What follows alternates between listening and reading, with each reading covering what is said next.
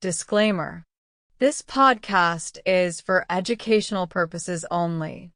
It is not medical advice and should not replace consultation with a qualified healthcare professional. Always talk to your doctor before starting, stopping, or changing any treatment, supplement, or peptide protocol. Today we are going to explore oxytocin peptides. You may already recognize oxytocin as the so-called love hormone, a molecule tied to feelings of bonding, trust, and social connection.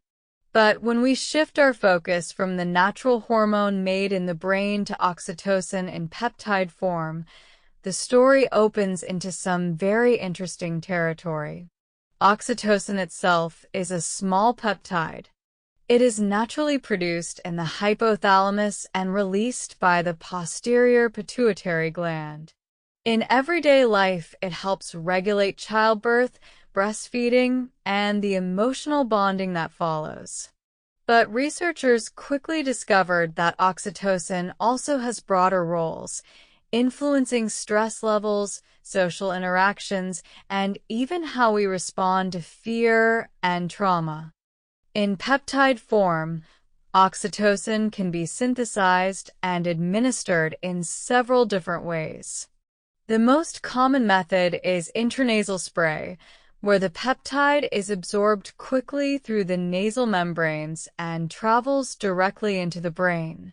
Injections are also possible, though they are less common for personal use.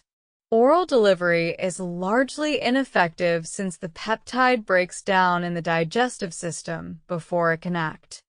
So, why would someone explore oxytocin peptides?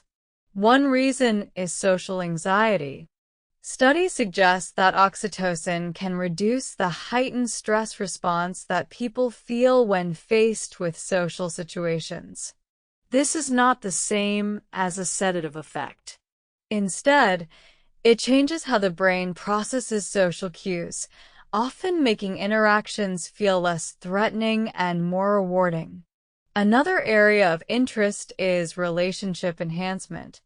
Partners using oxytocin peptides have reported feeling more connected, more trusting, and more empathetic. While these effects can be subtle, they are powerful because they reinforce emotional bonds at a neurological level. It is like giving the brain a gentle reminder to prioritize closeness and compassion. Oxytocin is also being studied in relation to post-traumatic stress disorder. Research suggests that it may soften the emotional intensity of traumatic memories, making therapy more effective. It does not erase the memory, but it may reduce the body's automatic stress reactions when the memory arises. On the biological side, oxytocin plays a role in appetite regulation and metabolism. Some studies indicate that it can decrease food intake and increase energy expenditure. There is ongoing exploration of whether oxytocin peptides might be helpful in managing obesity or metabolic disorders, though this research is still early. When it comes to dosing, there is no universal standard. In research studies, intranasal doses often range from 20 to 40 international units, administered once or twice daily. Because oxytocin acts quickly, effects are usually noticed within minutes, but the duration is relatively short, often 1 to 2 hours.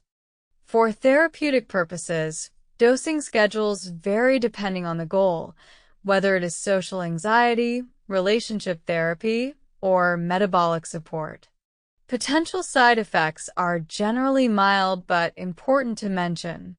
They may include temporary headache, nasal irritation, or mild nausea. Because oxytocin can lower blood pressure, individuals prone to dizziness should be cautious. There is also evidence that overuse may blunt its effects, meaning that more is not always better.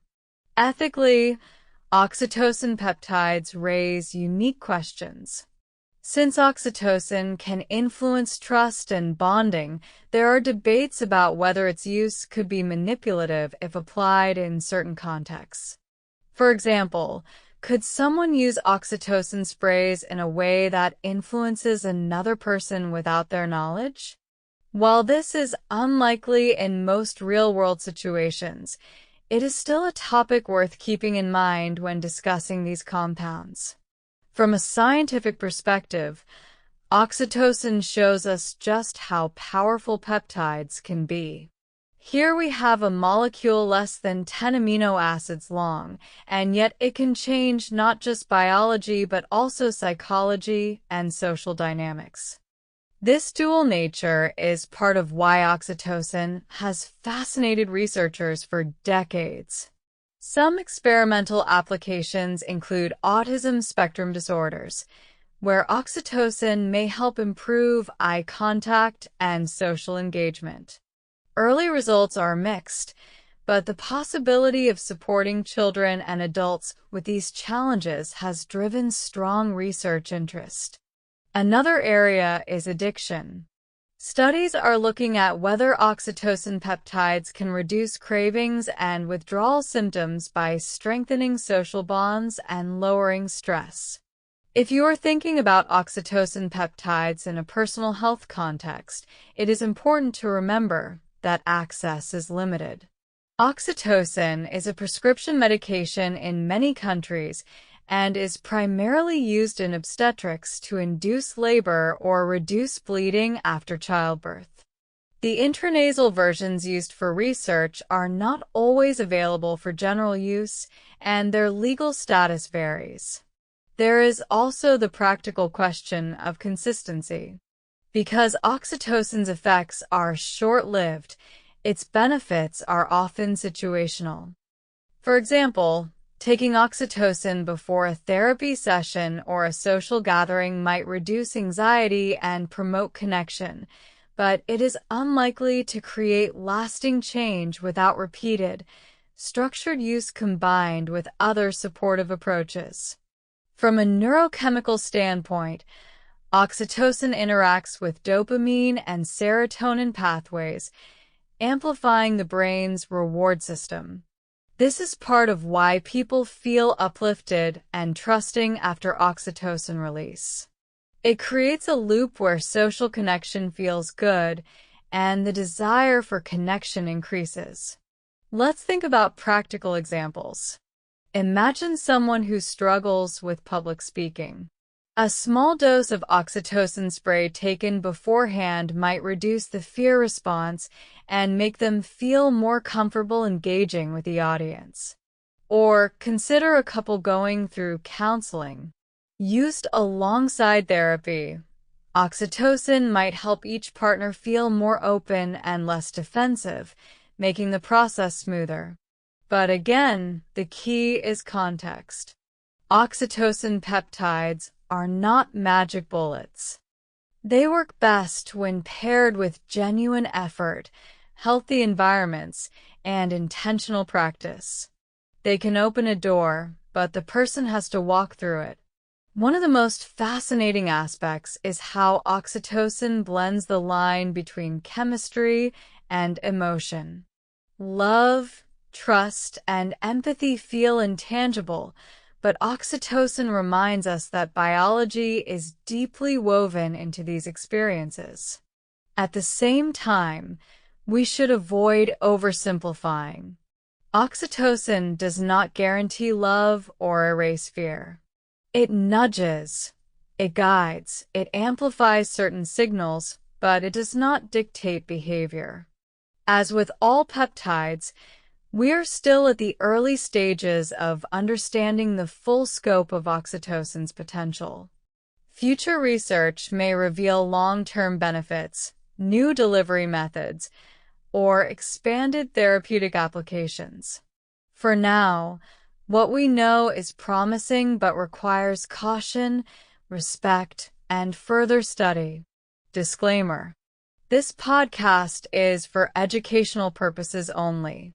It is not medical advice and should not replace consultation with a qualified healthcare professional. Always talk to your doctor before starting, stopping, or changing any treatment, supplement, or peptide protocol. Thanks for listening. Keep learning and stay curious.